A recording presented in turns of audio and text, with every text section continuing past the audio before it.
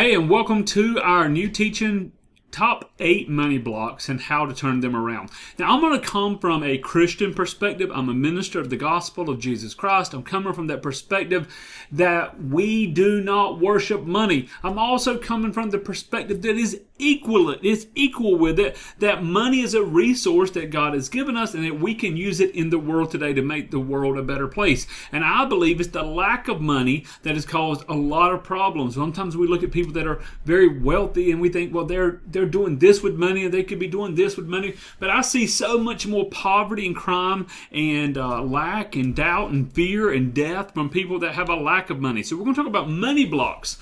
These are usually unconscious money blocks and how to turn them around. So we're going to go through this. Here's what I need from you. I need you to grab pen and paper, okay? Listen, pen and paper. Yes? Ready?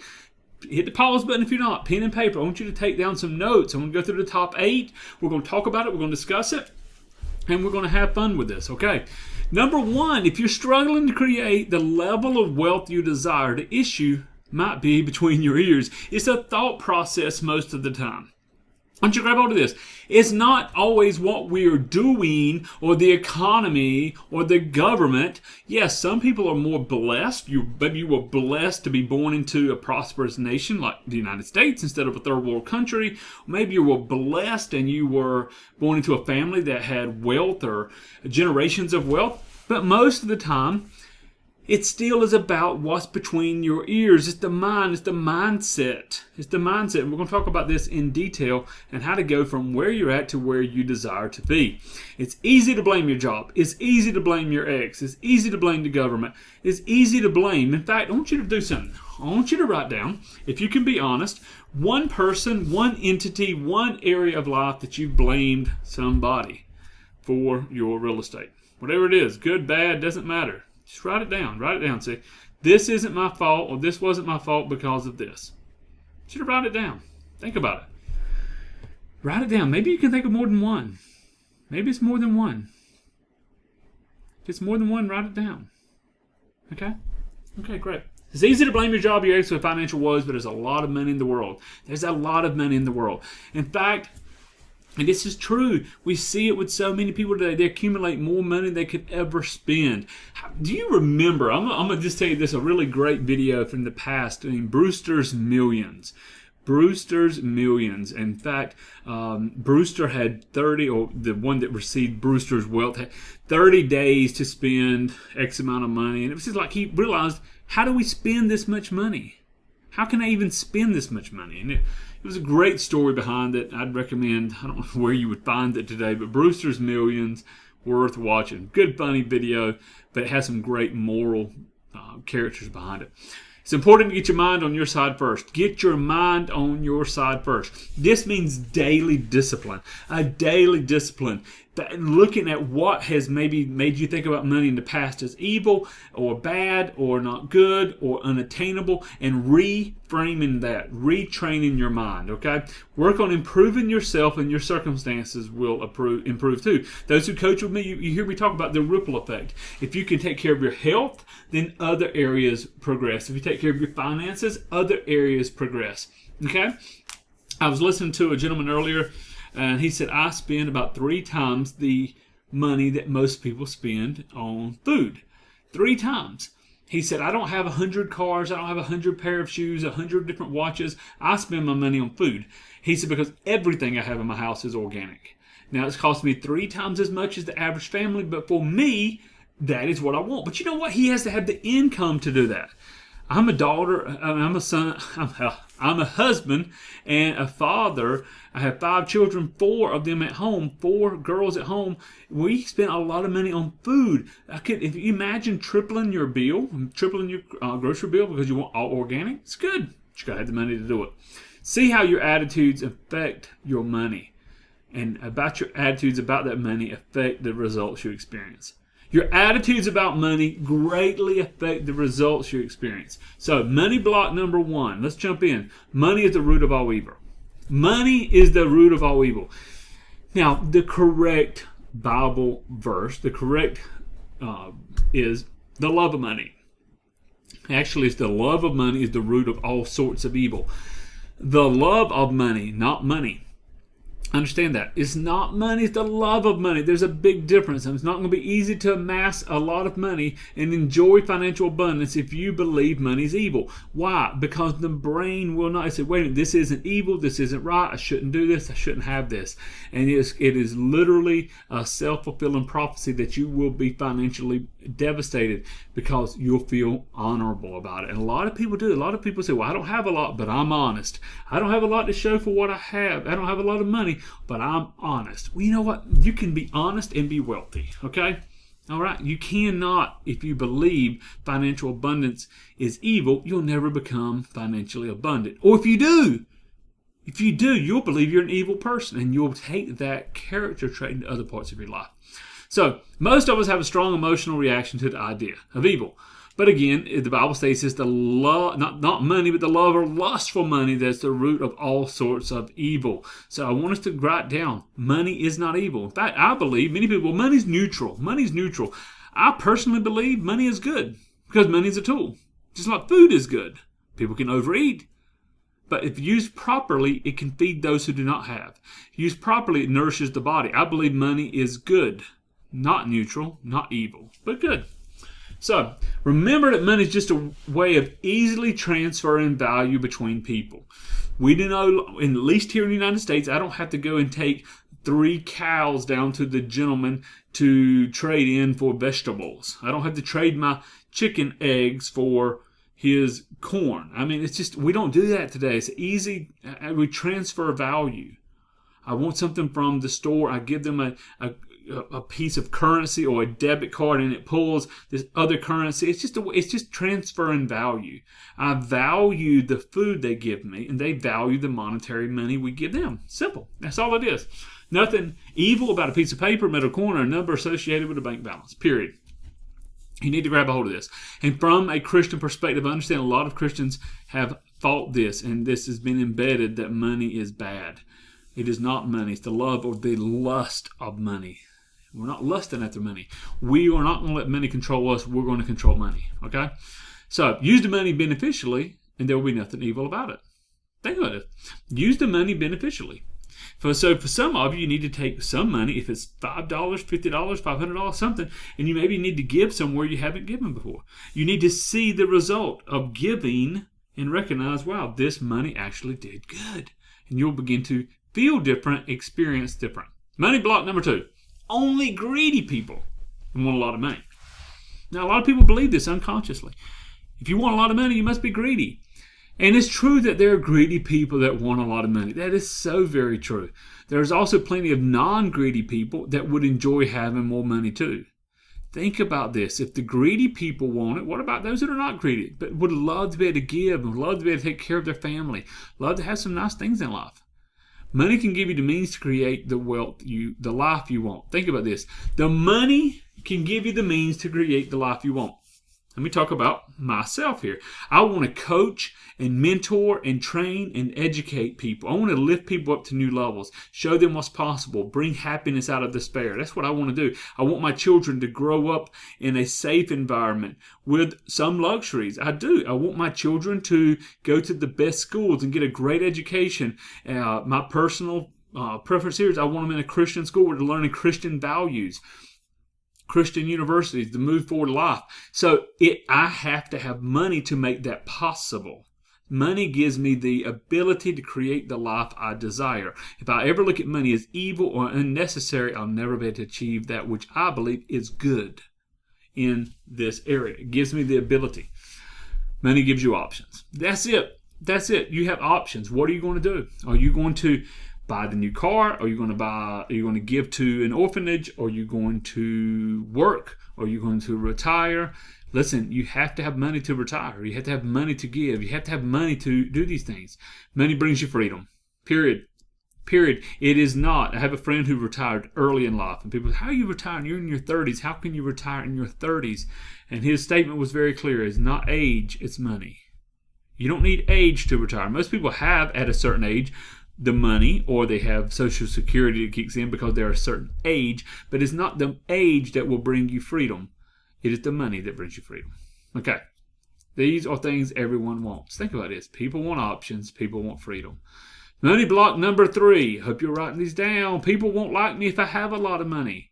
People won't like me. This is usually an unconscious belief system because they've heard other people talk about those people with money, those spoiled brats, these people that are greedy, those people, and they unconsciously think, well, if I have money, they won't like me because I'll be like that person. Are you worried you'll be lonely or scorned for having money? If so, you'll struggle to create wealth. If so, you'll struggle to create wealth. I know people that have money and yet, listen, we can't show other people. So they go on vacations, but they don't tell people they're going. They don't buy the nicer things in life because they don't want people looking at them the wrong way. People that can afford better, they deal with less. So, think about this. There's people who wouldn't like you if you dyed your hair red. Others would start liking you if you changed your hair color. Listen, everything you do may create new friends and lose other ones. It's called the law of a third. And the law of a third matters. Let me give you the law of a third. This is real simple. It says that 1/3 of the people are going to like you, 1/3 of the people are going to dislike you, and 1/3 of the people just don't care. Now, those rules, those numbers change from personality to personality, but it's pretty close. Let me give you an example. And this is if you're being true or you're putting on a facade. This is if you're being true, you're trying to be somebody you're not. Either saying, look at all I have with my money, or don't show people my money. It doesn't matter. And if we look at people, let's talk a president, the current president. 1/3 of the people love him, 1/3 of the people dislike him, 1/3 of the people don't care. Past president, 1/3 of the people love him, 1/3 of the people did not like him, 1/3 of the people don't care.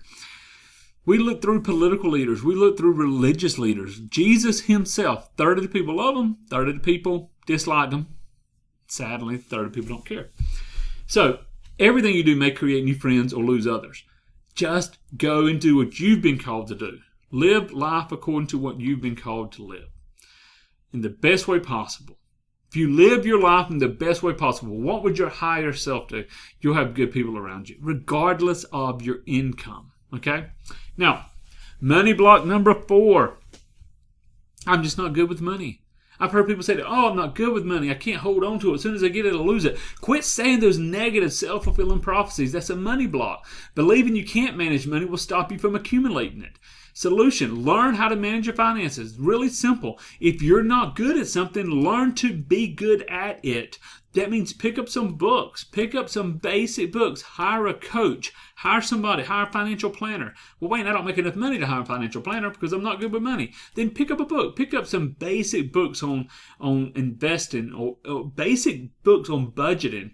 Basic books. Pick up Rich Dad, Poor Dad, one of the greatest books I could recommend to somebody. Learn the difference in an asset and liability. Pick up a book in that realm. Find somebody that can mentor you and teach you and show you how to manage your finances. There are many good books, many websites. In fact, if you went to YouTube and typed in, you could spend hours for absolutely free learning how to manage your money. Learn how to manage $20. Take that $20 and buy a book. Take the book, learn how to manage your next $2,000. Take that $2,000 and hire a coach, hire a financial planner. There are ways to manage your finances. You just have to learn. There's no excuse. There's no excuse in the world we live in. If you have a cell phone, you have the internet. You're watching this on one of the two, you have an ability to learn how to manage your finances. And we can learn anything. Anything that interests us. You're watching this for a reason. You can learn anything that interests you. Start small. So I'm asking you, same pen and paper you wrote down with earlier, I'm asking you to write down, what is your next step? Are you going to order a book? If so, when? When? Go now. Go now to Amazon. Order Rich Dad, Poor Dad. Go now and pick up something that you can read, that you can learn about managing your personal finances. Money block number 5, I grew up poor. I grew up poor. Guess what? I grew up poor. I grew up poor. So, and I'm going to tell you, there is nothing to be ashamed about that. Many people grow up in circumstances of poverty. Sometimes because people make bad decisions. Sometimes because people never knew how to make a good decision. But they tried. Sometimes they didn't try. But they grew up, maybe you as a child, you grew up in poverty. Guess what? If you grew up poor, or spend a significant portion of your adult years with little money, it's possible you become comfortable. This is who I am. This is who I am in this economic situation. You might not be happy about it, but you know how to manage it. Does this make sense? Take a chance on life with more options and less financial pressure. There's a fact that there's a certain amount of money that comes into your life every month. If you have a job, whatever you're doing, there's a certain amount of money that comes in and a certain amount of money that goes out. The difference between those two, that gap, is really your it's like your quality of living. If you make $5,000 a month and spend $6,000, you have a $1,000 quality of life there. If you make $5,000 and spend $5,000, you have a zero quality of life. It means everything you're spending, you're earning, you're spending. If you earn $5,000, but you're spending $6,000 and putting stuff on credit cards, then you're going backwards. But what if you could earn $5,000 and only spend $3,000? Or if you could earn $10,000 and only spend $5,000? Okay, now you've got more to give, more to invest, more to live with. You can always go back to your previous lifestyle with money if having money isn't for you. People say, I don't care about money. Money isn't for me. Money isn't everything. Give it a shot. Give it a try. You can always go back. Money block number 6. I'll have time when I'm older to worry about finances. Oh, there's one. Comes to a lot of people that said, Wayne, I'm in my 50s. I'm 55. I'm 60. I've only got 5 years. I've only got 10 years. I've got to work on the finances. I've got to build a retirement plan. I have nothing. Huge money block. Huge money block. Time matters a lot when investing. Waiting too long to get serious about a saving and investing can ruin your financial future. I don't care if it's just $100. Start a savings account. If it's just $1,000, start a retirement account. Place some money up somewhere that you're not going to touch and let it build. Let it build. Periodically give into it. This is something you cannot wait. Play around with a savings calculator online. Literally, you can type in savings calculator. How much do you have? How much can you put in for the next 5 years, 10 years, 20 years, whatever your age is? And listen, maybe you go, oh wow, the most I could save is $80,000 before I retire. That's not enough. Well, maybe that in your Social Security. Well, what about starting a business? What if all I can save is up to $80,000, Wayne, or $50,000, or $200,000? It's not going to be enough. Then how much do you need? How much do you need? That's the gap. How much do you need? If you're 50 and you want to retire at 65, and you need to have 1.3 million or whatever, I mean, I don't know, your numbers could vary. What do you need? How much do you need per month? Start a business. Start a second job. Do what you have to do. Take care of the finances. Realize how powerful time and compound interest can be. In fact, Google the rule of 72. The rule of 72.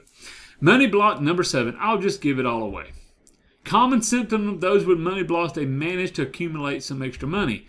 Just doesn't feel right. They give it all away. This doesn't feel good. I don't know. They feel guilty because they have and someone else doesn't have. Now, I'm going to believe in giving. But I believe in giving out of a place of honor and out of a place of need, but not out of a place of not feeling worthy to have. It's great to be able to help others, but you need to take care of yourself first. Or take care of yourself as well. You have to put on your oxygen mask. If you first.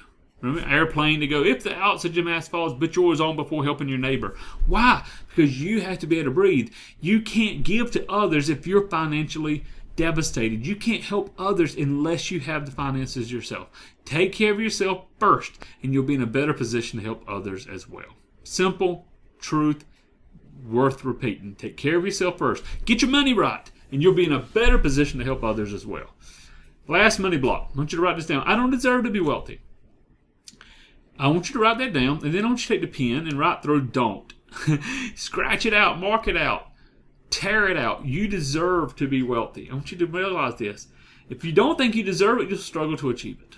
If you don't think you deserve wealth because you have these negative connotations of maybe something in the past or other people that you feel like deserve it because they worked harder or whatever, if you don't think you deserve it, you'll struggle to achieve it. You might believe you're not smart enough, too lazy, or you had the wrong background. Whatever the reason, this is a major money block. What's your solution? It's real simple. Realize you deserve anything you're willing to work for. If you bring value to the marketplace, people listening, then you should be paid. When we look at Bill Gates, Steve Jobs, we look at Mark Zuckerberg, we look at these Jeff Bezos with Amazon, we look at some of these major players, these huge. Guess what? People say, oh, that's too much money for anybody. Nobody should have that kind of money.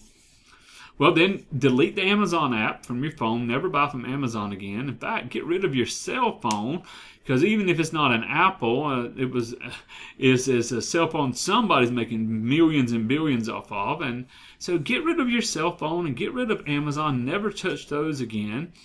In fact, if you have a computer, whatever you're looking at, just might want to shut that down too. Because these people brought value. I can be on a computer, I can have my phone, I can have my earpods, I can listen to a podcast. I love all of this technology. They brought value to the marketplace and they were compensated for it. What are you bringing to the marketplace? Can you bring value to people? If you're willing to work for it, you deserve it, period. Give yourself a reason to believe you deserve it. Give yourself a reason to believe that you deserve it. Right now, write out, why do you deserve the income that you have, and why do you deserve double or triple your income? If somebody were to triple your income right now, do you feel worthy of it? Can you see how your beliefs about money are negatively affecting your finances? When you don't believe you earn something, or you're worthy of something, or that you can hold on to something, the unconscious mind will find a way to make sure you don't. Most people address the financial issues with a focus on external items. How much am I saving? Which is important. How much am I spending? Very important. Can I get another job? Can I go back to school? Can I start a new business? But it can be more effective to address your faulty and limited beliefs first. You cannot build a castle upon sand. It will wash away. You have to build a strong foundation that comes with your mindset. What are you believing? So take a look at your money blocks and resolve them. Resolve to solve them. Start it today. Look at your money blocks. Go back through this. And I went through this quick because I believe if you'll go back yourself and go through the 8 money blocks, you're going to find a way. You're going to find a way to break through, a way to find freedom. Does this excite you? Are you ready? You'll be glad you did. Now, I want to say, if you went through this short little presentation, 8 little money blocks, I want you to go back, as I said, and write them down. I want you to get in touch with us. Let us know, how can we help you? How can we serve you? If you've ever thought, hey, I want to start my own business, I want to help other people, then they have a couple of options for you. In fact, I'll give you my phone number, 910-233-2511. 910-233-2511. Say, Wayne, I went through your money blocks, and I want to start my own business. I want to increase my business. I want to do something to build wealth for my family. Just give me a call. Send me a text message. I'll help you. And that's a promise. This is Wayne Sutton. Prosper with Wayne. God bless.